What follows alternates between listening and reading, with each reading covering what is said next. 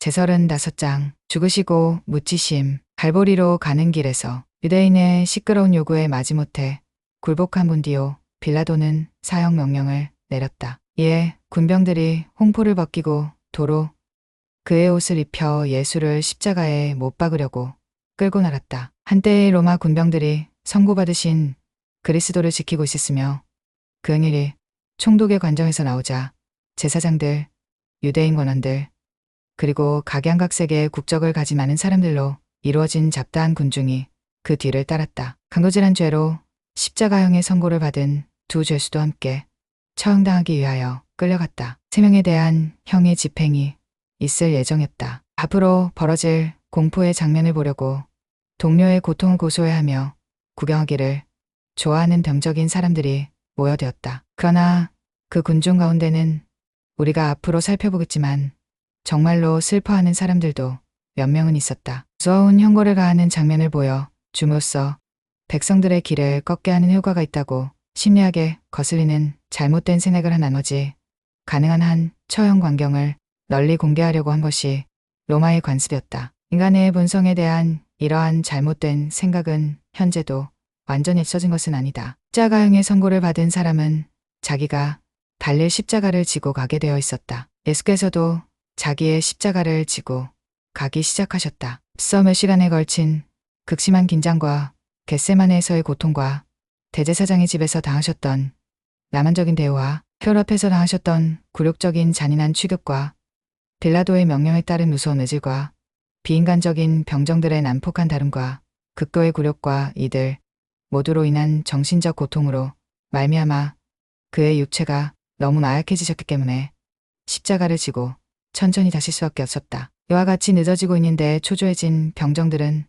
도중에서 만난 사람에게 강제로 예수님의 십자가를 지게 했는데 그 사람은 시골에서 예루살렘으로 오다가 대신 십자가를 메고 가게 되었다. 그와 같은 소름 끼치는 짐을 지려는 불명예를 자발적으로 감당할 사람은 로마인이나 유대인이나를 막론하고 아무도 없다. 왜냐하면 십자가 처형에 관련된 사소한 것까지도 모두 품위를 떨어뜨리는 것으로 간주되었기 때문이다. 구세주의 십자가를 지고 주님의 발자취를 따라 걸어했고 예수님의 영광스러운 사명을 성취하게 했던 사람은 구레네 사람 시몬이었다. 시몬은 알렉산더와 루포의 아버지였다는 마가의 기록으로 미루어 보아 이 두 아들이 초대 교회의 회원임을 마가복음의 독자들이 알고 있었다는 사실을 추측할 수 있으며 구레네 시몬의 집안이 믿는 자의 수에 든다는 것을 알 수 있다. 둠의 행진에 지나가는 뒤를 따르는 자 또는 서서 보는 자 가운데 예수께서 당하실 운명에 대하여 탄식하며 우는 자가 있었으며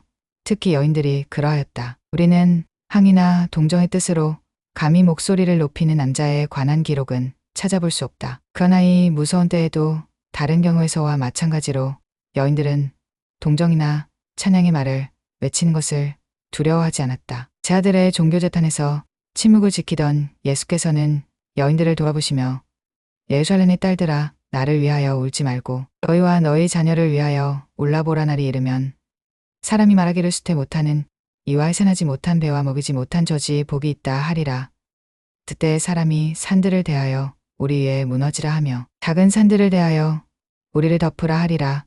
푸른 나무에도 이같이 하거든 마른 나무에는 어떻게 되려 하시며 애수의 참 놀라운 훈계와 경고의 말씀을 하셨다. 이 말씀은 이스라엘 백성들이 그들의 왕을 거부한 후에 닥칠 임박한 대살에 대한 주님의 마지막 증언이었다. 비록 모든 유대 여인의 생에 있어서 어머니가 되는 것은 영광스러운 것이나 그곳에서 울고 있는 사람 중 많은 사람이 살아서 보게 될 무서운 광경에 비추어 보면 아이를 낳지 못하는 것이 축복으로 간주되는 것이다. 왜냐하면 아이가 없으면 울어주어야 할 대상이 보다 적어지며 적어도 굶주림이나 폭력에 의하여 자기의 자녀가 죽는 것을 보는 소름 끼치는 무서움을 덜 당하게 될 것이기 때문이었다. 왜냐하면 그날은 너무도 무서워 그들의 고통을 끝내기 위하여 산이 그들 위에 무너져 내리는 것을 바라는 그러한 상황이 될 것이기 때문이다. 이스라엘의 압제자들이 자유와 진리의 잎을 가진 고귀한 영생의 열매를 주려는 푸른 나무에 대하여 당시 행하려 하고 있는 것을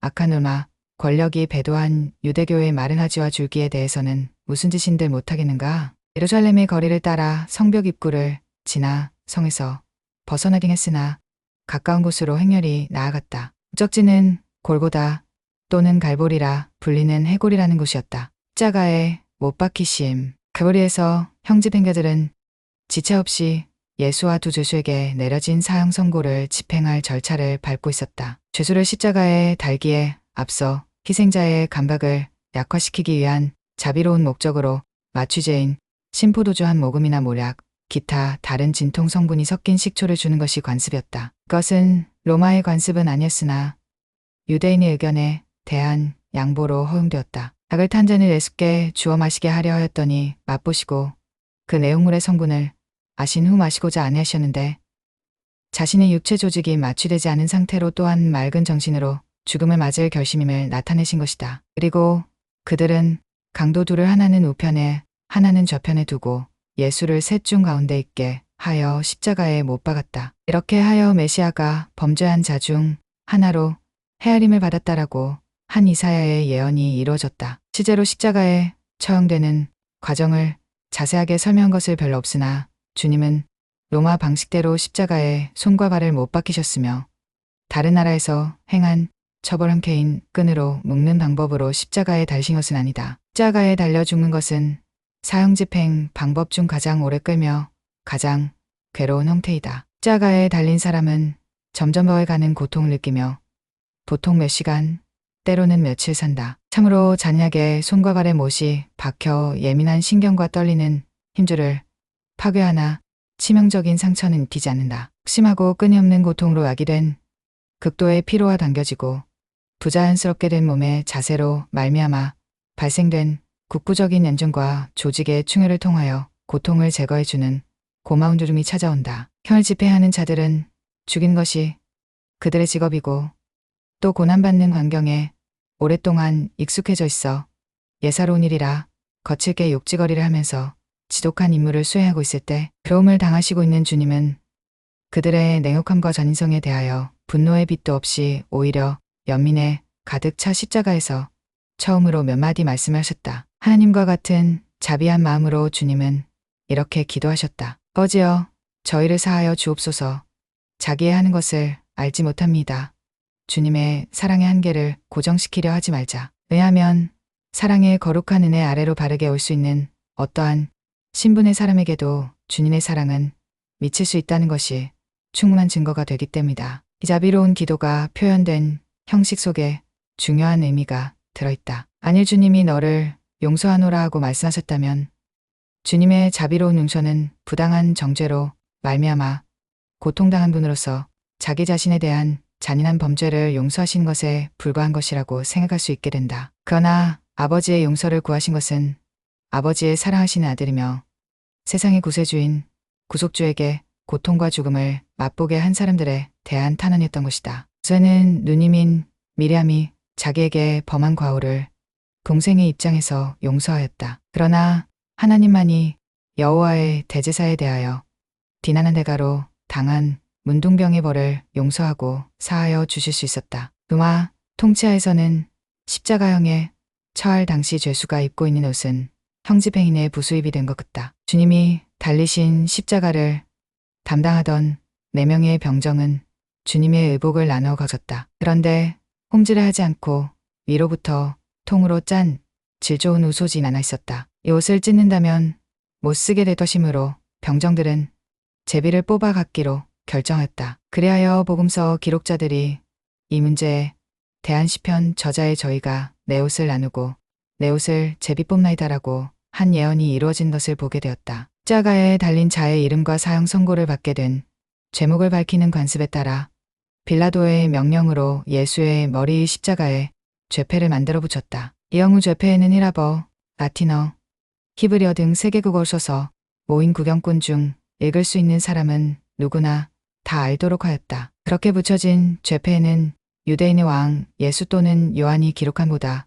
구체적인 표현으로 나사렛 예수 유대인의 왕이라 되어 있었다. 아는 사람이 이 죄패를 읽었다. 왜냐하면 갈보리는 통행로에서 가까우며 이 축제일에는 의심할 나위 없이 통행인이 많았기 때문이다. 반이 일어나는데 이는 문자 그대로 해석한다면 죄패는 십자가에 달린 예수가 실제로 유대인의 왕이라는 공식적인 선언이 되기 때문이었다. 이 문제가 대제사장들의 주의를 끌게 되어 총독에게 흥분하여 시정 줄 것을 호소하였다. 유대인의 왕이라 말고 자칭 유대인의 왕이라 쓰라고 말쓰나 빌라도는 나의 쓸 것을 썼다 하고 대답했다. 빌라도가 죄패의 문구를 그렇게 한 것이나 변경 허가를 퉁명스럽게 거절한 것은 자신의 판결에 대하여 압력을 가하여 예수를 정죄케 했던 유대 관원에 대하여 의식적으로 냉정하게 퇴짜를 놓은 것이었다. 그러나 아마도 유순한 포로의 태도와 지상의 모든 왕 중의 왕이란 선언이 그리스도에 비할 바 없는 우월성과 그의 생득권인 통치권을 염두에 둔 이방 총독의 마음에 가슴은 아니라 할지라도 감명을 주었을 것이다. 좌우간 그렇게 쓴 배우의 목적이 무엇이든 간에 그 죄패는 이스라엘 왕에 대한 무자비한 이스라엘 백성의 거부와 대조적인 이방인의 배려의 증거로 역사에 남아있다. 점차 커져가는 고통으로부터 십자가에 달린 자들을 해방시켜주는 느릿느릿 다가오는 죽음이 찾아올 때까지 십자가를 지키는 것이 임무인 병정들은 자기네끼리 시시대거리며 그리스도를 희롱하고 비극적인 조롱으로 심포도주를 예수께 드렸다. 통당하시고 있는 주님의 머리 위에 붙은 죄패를 보고 그들은 악마의 사주를 받은 언사로 고함질렀다. 내가 만일 유대인의 왕이어든 내가 너를 구원하라. 병적인 군중들과 지나가던 자들은 자기 머리를 흔들며 예수를 모욕하여 가로되 아 성전을 헐고 살에 짓는 자여 내가 너를 구원하여 십자가에서 내려오라 하며 희롱하였다. 그러나 그 중에서도 가장 아팠던 것은 대제사장들과 서기관과 백성의 장로와 형편없는 사내들인 의회 의원들이 비인간적인 폭도의 주모자가 되어 기뻐 춤추며 이렇게 조롱하며 외치는 일이었다. 저가 남은 구원하였으되 자기는 구원할 수 없도다. 저가 이스라엘의 왕이로다.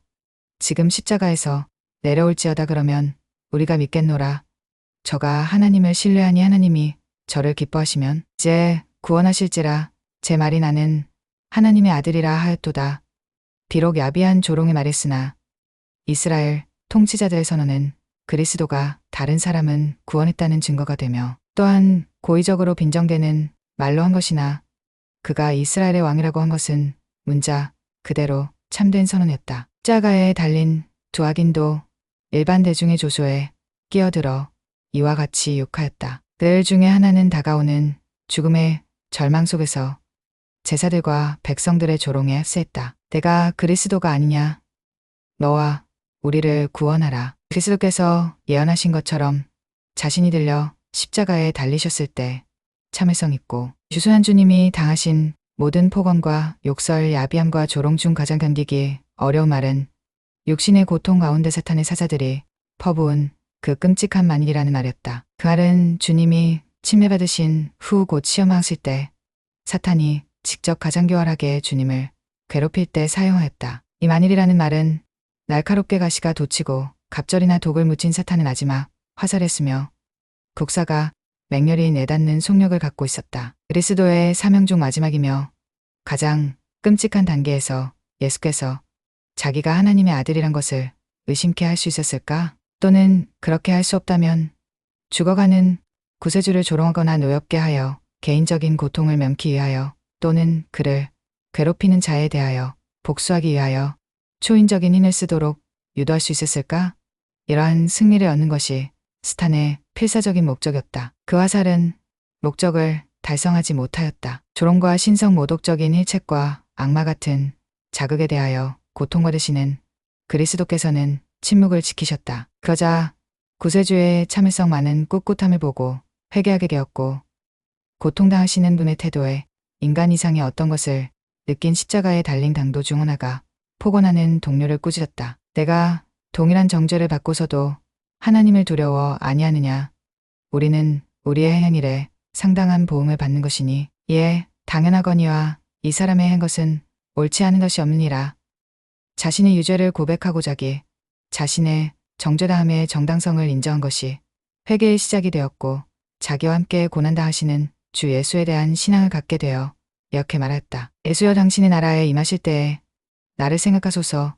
이에 대해 주님은 자기만이 할 수 있는 약속을 하시며 다음과 같이 대답하셨다. 진실로 내게 이르노니 오늘 내가 나와 함께 낙원에 있으리라. 역사상 최대의 비극인 이 광경을 지켜보는 사람 가운데 동정과 슬픔에 잠겨있는 사람도 몇 명 있었다. 예수께서 사랑하시던 제자인 사도며 축복사며 계시자인 요한 한 사람을 제외하고는 시리사도 중 누구 하나 그곳에 있었다는 기록을 찾아볼 수 없다. 그러나 처음에는 멀리서, 나중에는 십자가 가까이서 사랑과 슬픔의 고뇌 가운데 울고 있는 몇 명의 여인에 대해선 명확히 기록되어 있다. 예수의 십자가 곁에는 그 모친과 이모와 글로바의 아내 마리아와 막달라 마리아가 섰는지라. 이름이 나열된 여인들 외에도 많은 다른 사람들이 있었다. 그들 중 일부는 예수께서 갈릴리에서 복음을 전파하실 때 시중든 사람이 있으며 예수와 함께 예루살렘에 온 여자들이었다. 이들 가운데 가장 먼저 살펴보아야 할 사람은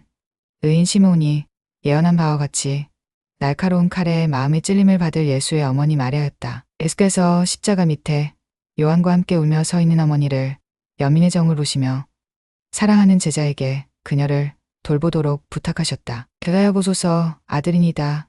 또 요한에게 보라 내 어머니라 하고 말씀하셨다. 그 여자는 상심한 마리아를 죽어가고 있는 아들로부터 떼어 조심스럽게 데리고 가 자기 집에 모시었다. 이렇게 하여 돌아가시고 있는 주님이 만들어 주신 새로운 관계가 바로 형성되었다. 예수께서는 그 숙명적인 금요일 아침 아마 9시와 10시 사이에 십자가에 못 박히셨다. 정오에 태양의 빛은 흐리고 검은 어두움이 온 땅을 뒤덮었다. 무서운 어두움이 3시간이나 계속되었다. 이 놀라운 현상에 대하여 과학은 만족할 만한 설명을 해주지 못하고 있다. 그것은 무식의 수치로 거론된 일식 때문일 리가 없다. 왜냐하면 그때는 만월때였기 때문이다. 실로 6월절기는 춘분 후 1000만월때에 온다. 이 어두움은 하나님의 섭리로 자연 법칙을 기적적으로 운영하여 발생된 것이었다. 그것은 땅의 창조주께 다가오는 주름을 땅이 깊이 조사하는 적절한 표적이었다. 주님이 십자가 위에서 당하신 육신의 고통에 대하여 복음서 기록자들은 경건한 침묵을 지켰다. 육체적 고통으로 인한 극심한 고뇌의 부르짖음을 억누르며 가운데에 있는 십자가로부터 큰 음성이 제9시 즉 대략 오후 3시쯤에 발하여졌다. 그것은 그리스도의 음성이었다. 엘리 라마 사박다니 하시니 이는 곧 나의 하나님 어찌하여 나를 버리셨나이까 하는 뜻이라. 누가 그 무서운 부르짖음의 의미를 측정할 수 있을 것인가. 십자가에 못 박힘에 따르는 무서운 고통이 더하여 겟세마네 동산의 고통이 재생되어 인간이 견딜 수 없을 만큼 강렬하게 된 것 같다. 가장 비통한 시간에 죽어가는 그리스도는 홀로 계셨으며 가장 끔찍한 현실 가운데 외로이 계셨다. 아들의 극히 중요한 희생의 뜻을 모두 완전히 이루도록 하기 위하여 아버지는 친히 함께 하시는 격려를 거두시고 죄와 사망인에 대하여 완전한 승리의 영광을 인간의 구세주께 남겨주신 것 같다. 십자가에서 나온 부르짖음을 부근의 모든 사람이 듣기는 했으나 그 뜻을 이해한 사람은 얼마 되지 않았다. 번째 외침 엘리는 나의 하나님이란 뜻이었는데 엘리야를 부르는 것으로 잘못 이해되었다. 완전히 버림받았다고 느낀 연약한 기간은 곧 지나가고 육체의 자연적인 욕구가 다시 나타났다. 십자가에 처형당하는 괴로움 중 가장 어려운 것은 타는 듯한 알증인데 이러한 육체적 고통을 주께서 내가 목마르다 하고 말씀하신 것으로 기록되어 있다. 교환인지 유대인지 제자인지 또는 불신자인지 기록되지 않았으나 옆에 서 있는 사람 중 하나가 급히 해융에 신포도주를 듬뿍 적시어 갈 때 또는 우슬초의 줄이 끝에 꿰어준 내 타는 있어야 되었다. 어떤 사람들은 이러한 인간적인 반응인 이 행위를 금하기를 바랐던 것 같다. 왜냐하면 그들은 이렇게 말하였다. 가만두어라 엘리야가 와서 저를 구원하나 보자. 요한은 그리스도가 내가 목마르다라고 외친 것은 모든 것을 다 이룬 것을 아시고 났을 때라고 증언하고 있으며 이 사건에서 예언의 성취를 보았다. 자기가 이제는 버림받은 것이 아니며 그의 대속하는 희생을 아버지께서 받으신 것과 육신을 입은 상태에서의 그의 사명이 영광스러운 성취를 이룬 것을 완전히 깨닫고 그는 다 이루었다 하는 성스러운 승리를 큰 목소리로 외쳤다. 존경과 복종과 안심을 갖고 그는 아버지께 이렇게 아뢰었다. 아버지여 내 영혼을 아버지 손에 부탁하나이다. 그는 머리를 숙이고 자진해서 자신의 생명을 포기하셨다. 예수 그리스도는 돌아가셨다. 그의 생명은 그가 허용치 않았더라면 빼앗아 갈 수 없었을 것이다. 셋만의 동산에서부터 십자가에 달리셨을 때까지의 고난 중 초기에 고통을 겪게 하는 죽음은 달갑고 반가운 것이었겠지만 그는 모든 것이 정한 대로 완성될 때까지 사셨다. 8일에 그의 고난과 죽음의 실제성과 그로 인하여 달성한 목적을 증언하는 주 예수의 목소리가 들렸다. 주님의 말씀에 유의하여 들어보기로 한다. 보라, 이는 주 너희 구속주께서 육신으로 죽음을 겪으셨으니 그런 고로 만유로 하여금 회개하여 자기에게 나오게 하시려고 만인의 고통을 맛보셨고, 주님이 돌아가신 후부터 장사 지낼 때까지 사이에 일어난 중요한 사건, 그리스도의 죽음은 무서운 현상을 공반하였다. 심한 지진이 있었고 바위가 터지고 많은 무덤이 열렸다. 그러나 유대인의 마음에 가장 놀라운 것은 성전의 성소와 지성소 사이에 드리운 휘장이 위에서부터 아래로 한가운데가 찢어져 대제사장만이 볼 수 있도록 허용된 내부가 누구나 볼 수 있게 활짝 열린 것이다. 그것은 유대교의 종말이며 모세의 경륜의 시대의 종결이고 사도의 성역 아래 기독교의 시작이었다. 로마인 백부장과 처형 장소에 있던 그의 휘하의 병정들은 놀라고 크게 두려워하였다. 그들은 아마 십자가에서의 많은 죽음을 목격했으나 외견상 자기의 선택의지로 죽는 것 같은 사람은 보지 못했으며 또 죽는 순간에 큰 소리를 외칠 수 있는 사람도 보지 못했을 것이다. 그 야만적이고 비인간적인 사형 집행 방법은 느리고 점진적인 죽음으로 유도한다. 예수님의 실제적인 죽음은 그 현장에 있는 모든 사람에게 기적같이 보였으며 사실 기적이었다. 이 기적과 지진과 그 자리에 있는 사람들의 두려워함이 백부장에게 큰 감명을 주어 하나님께 기도하게 만들었으며 이렇게 엄숙히 선언하게 하였다. 이 사람은 정령 의인이었도다. 다른 사람들도 두려워하며 단언하였다. 이는 진실로 하나님의 아들이었도다.